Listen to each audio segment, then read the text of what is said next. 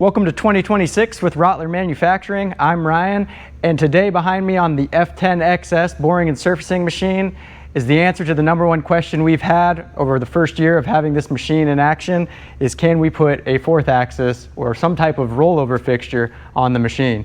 So what we've done is just for this year, we're incorporating our 5537A servo-controlled 4th axis fixture. And this is a fixture we've used for many years on our 69 and 79 series CNC machines. And the way this fixture works is it's computer controlled, and we use a set of precision locators for the main and the cam, and we're compressing this block against the bell housing over here on the left. By picking up those features, we're able to do some pretty cool things. It's giving us references or datums to allow us to actually correct bank angles. And what we're doing on this machine with this fixture is we've set the 0 position for our programs at the center line of the 4th, which is the center line of the main. That means we can then control things and measure things like deck heights. We could square deck a block. So it's beyond just the automation, gives you some additional precision, some additional capability in getting closer to a blueprinted engine. And the way we load this is now it's one touch, and you can just let the machine roll this bank to bank. So I've already done the left bank on this. I'm going to go ahead and walk you through and show you doing the right bank. We'll swap out and we'll do the fly cutting of both left and right banks.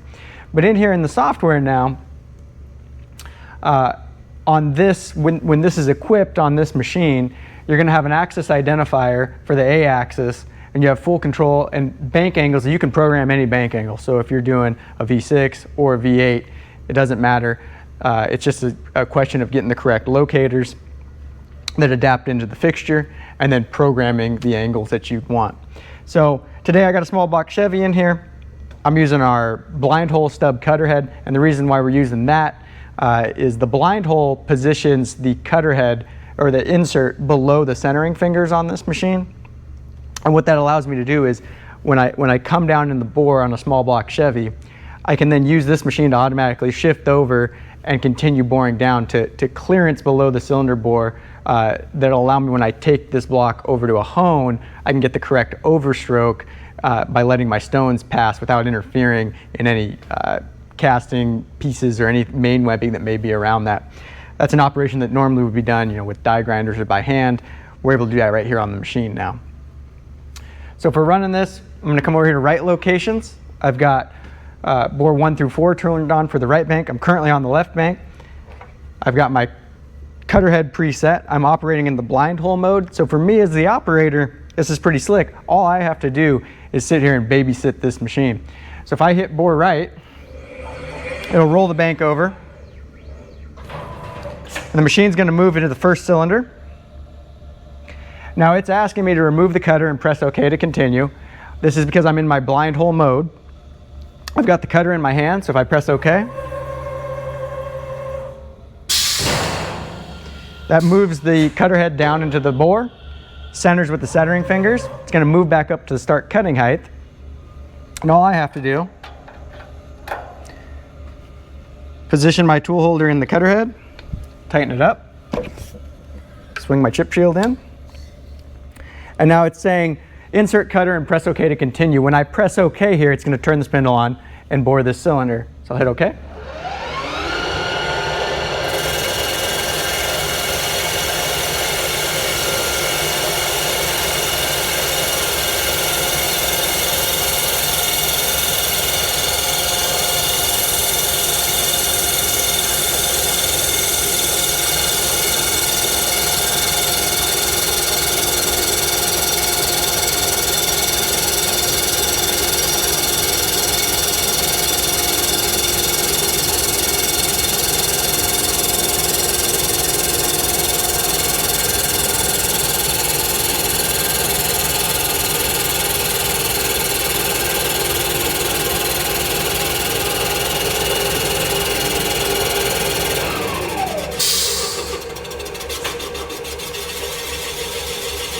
So you can hear it change RPM there, and it's moved into that clearance position. So it came down, it moved over by 20 thousandths, and it's now proceeding down to clearance that bore below where the cylinder was just bored.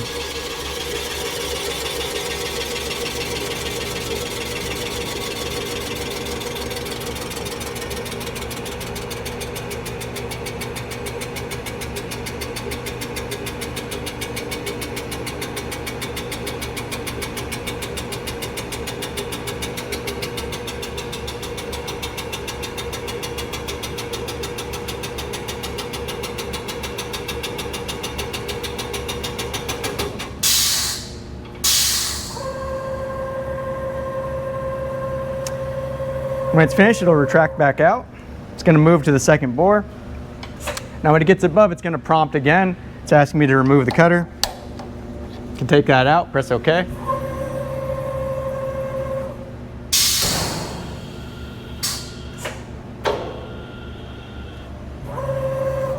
Moves back up to the start cutting height. Close my chip shield, press OK.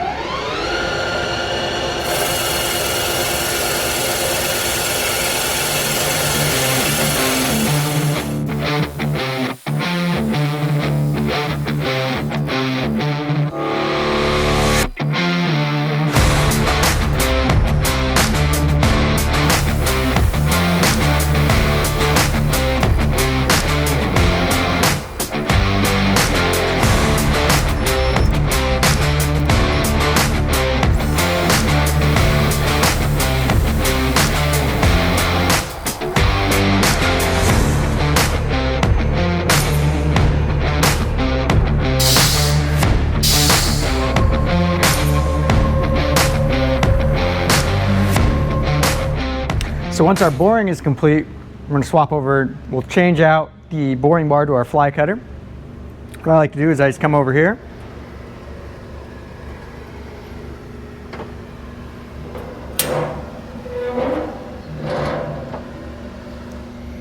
I usually just come down a little bit in Z.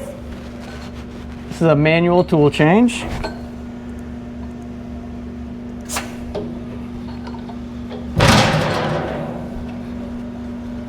Just going to loosen that up.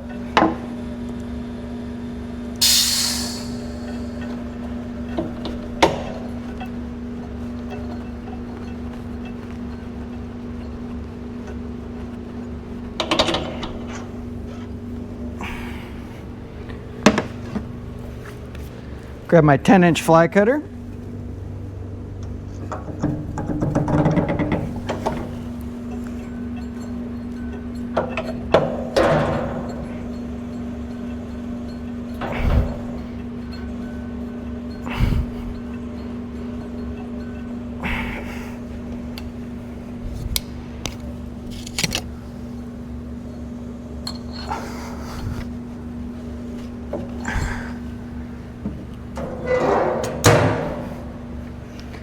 Now once I've got that loaded,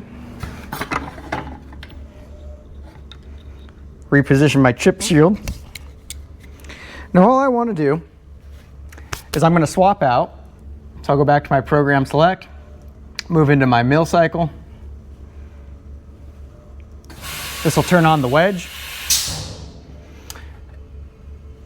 Now with this, we don't have a y-axis, so we just do one bank at a time. And all we're going to look to do here is we'll position the work head in the center of the bank.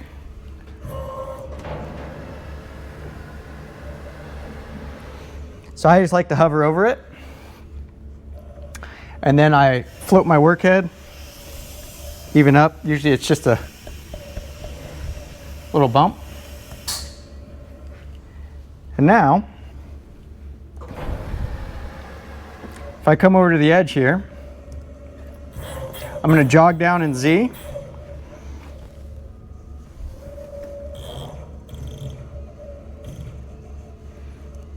Just want to get my insert close.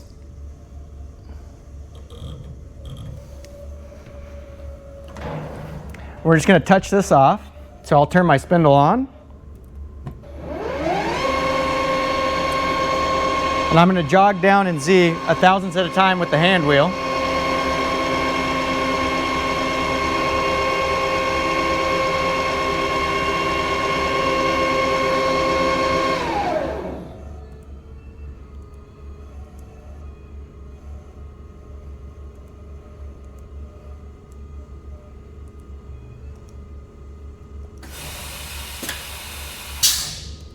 I need to set my fly cutter active.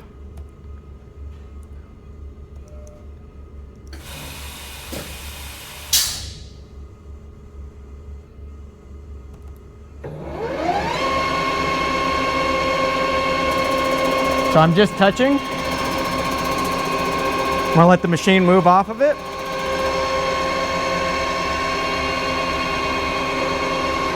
Stop my spindle. Now all I want to do is I want to take this deck height. This is set up and it's referencing that center line again. So it's saying that the deck of this block is at 8996. So I come over here to my operation, and where it says vertical start, I'm going to type in whatever my ZDRO says. And my vertical end, which would just be that number that I'm typing in minus whatever total amount. Let's take 5 thousandths. And it'll automatically calculate. So this is set up right now to do 2 passes. It does the first pass, takes 3 thousandths, and it finishes with a 2 thousandths pass. So it's going to finish at 8991. I'm going to zero my x-axis. Reposition this. Now, from that point, all I need to do is I'm on the right bank. So if I hit cut right,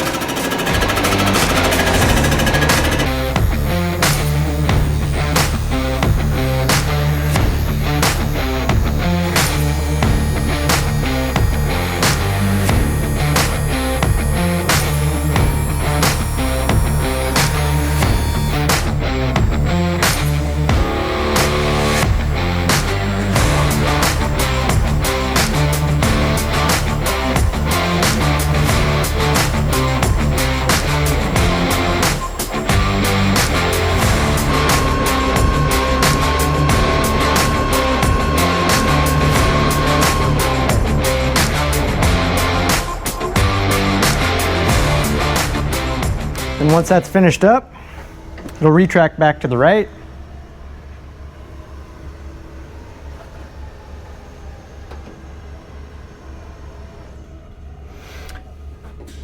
Now all I want to do is I'm going to move to the other bank.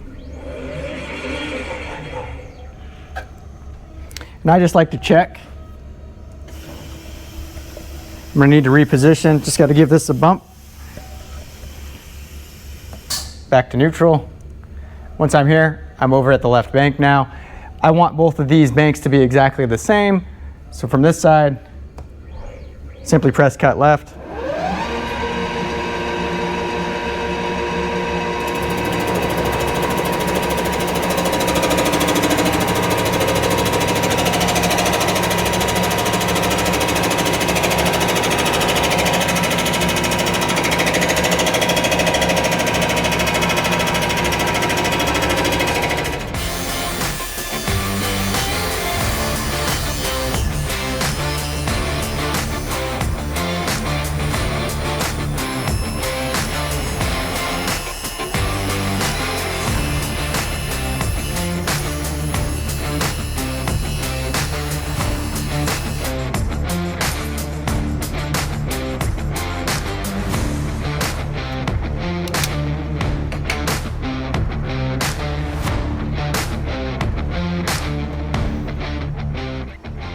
And that's all wrapped up, and there you have it. So again, this is the 5537A servo-controlled 4th axis integrated with our F10XS surface and boring machine.